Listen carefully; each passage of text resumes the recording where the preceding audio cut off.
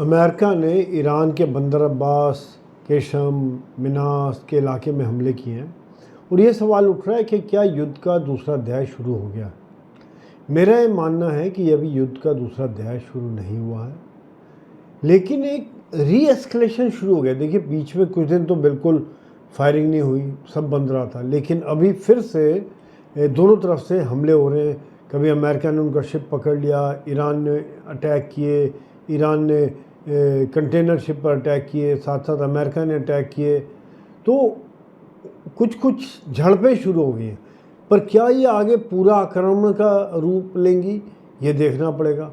क्योंकि कई इसमें मसले हैं कि ये क्या प्रेशर डालने की टेक्निक है या दोनों ही पक्ष अपना अपना मजबूती दिखा रहे हैं कि हम बहुत स्ट्रॉन्ग हैं, अभी भी हम कर सकते हैं। और देखा जाए तो आगे युद्ध बढ़ने के लिए क्या हो सकता है।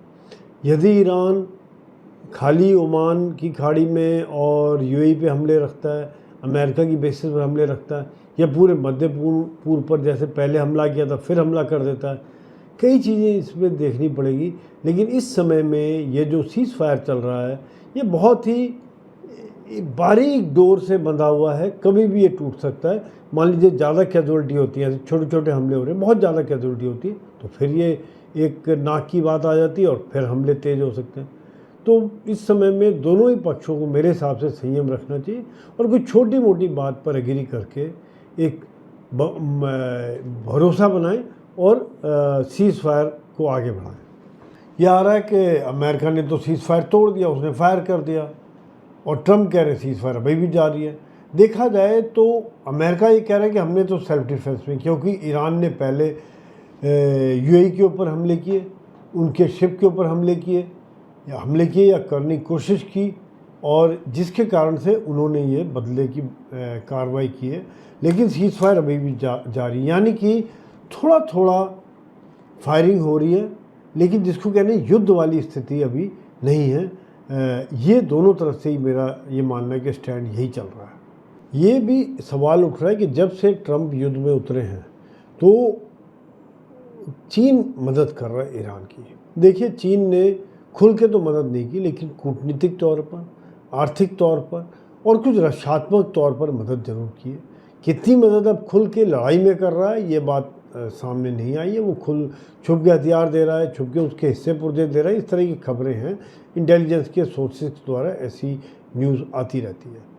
तो देखा जाए तो चीन का क्या इंटरेस्ट है। देखिए, अगर इलेक्शन तक चीन उलझाए रहते हैं, युद्ध जितना लंबा चलेगा, चीन को अपने इलाके में, साउथ चाइना सी में, ताइवान के खिलाफ स्थिति मजबूत करने में मदद मिलेगी। वो नहीं चाहता कि अमेरिका वहाँ भी उलझे और यहाँ भी उलझा रहे। तो अमेरिका को यहाँ उलझाकर चीन अब फ्री हो जाता है और उधर जो मर्जी कर सकते हैं। और अमेरिका तो अभी सिचुएशन ये कि उसने साउथ कोरिया से मंगाए हैं, जापान से मंगाए हैं हथियार, जर्मनी से मंगाए हैं, उन जगहों से हथियार और सेना मंगाई है। तो निश्चित तौर पर अमेरिका उतनी मजबूत स्थिति से साउथ चाइना सी में या चीन के खिलाफ कुछ एक्शन लेने पर, अगर वो ताइवान के लिए कुछ करता है, में इतना संभव ना हो सके। देखा जाए तो ईरान के विदेश मंत्री ने पहले रशिया का दौरा किया, फिर चीन का दौरा किया, वापस आके लोगों का मानना है कि बहुत ज़्यादा आक्रामक हो गए। ये कई इसके पहलू हैं। एक तो यह है कि क्या रशिया और चीन ने उनको पूरी मदद का वादा किया है, क्या वहाँ से हथियारों की सप्लाई जारी है, क्योंकि ईरान का भी तो भंडार लिमिटेड है। उसके बाद कब तक मिसाइल और ड्रोन चलेंगे, पीछे से मिलते रहेंगे, उसके पार्ट्स मिलेंगे, हिस्से पुर्जे मिलेंगे, तभी वो आगे बना सकता है ये। और जिनमें कई क्रिटिकल पार्ट्स ऐसे जो उसको बाहर से लेने पड़ते हैं। तो यहाँ से विज़िट के बाद देखा जाए तो मेरे हिसाब से झड़पें हुई हैं, लेकिन अभी भी वो युद्ध वाली स्थिति नहीं आई है।